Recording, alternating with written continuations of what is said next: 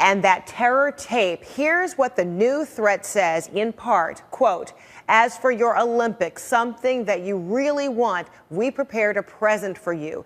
You do your business and we'll do ours. We prepared a present for you and all tourists who've come over," end quote. A video posted online shows two men who claim to be the suicide bombers behind one of last month's bloody bombings in Volgograd, Russia. The video is just adding to the fear that Russia won't be able to stop a terror attack at the Olympic Games. Phil Black joining me live now from Volgograd. So, Phil, give us more about this video and how it was uncovered.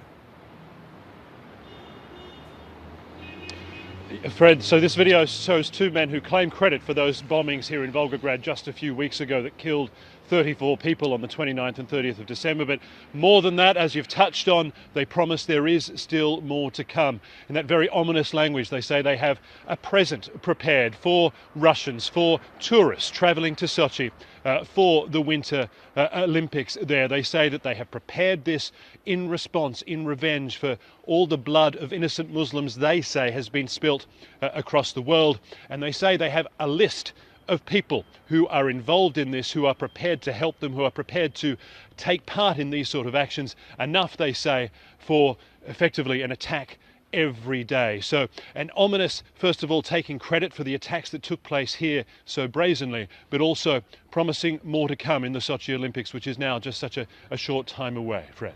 And Phil, what, if anything, is the Russian government saying about how this tape is now changing their security game plan?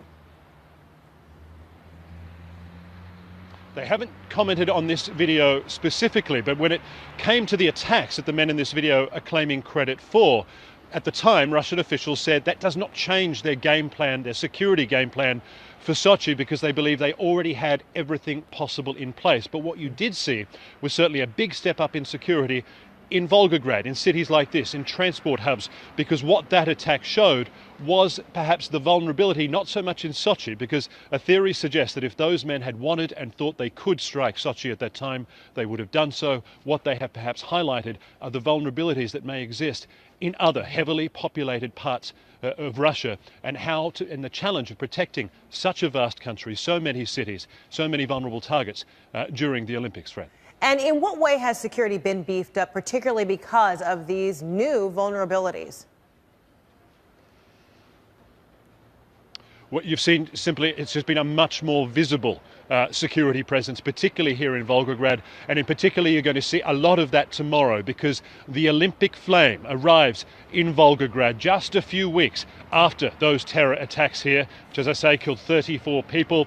And interestingly, it will be arriving by train, coming into the same train station that was attacked on December the 29th. We are expecting to see a very large security presence here on the streets, and indeed there's already very much a sign of that in this city here tonight, Fred.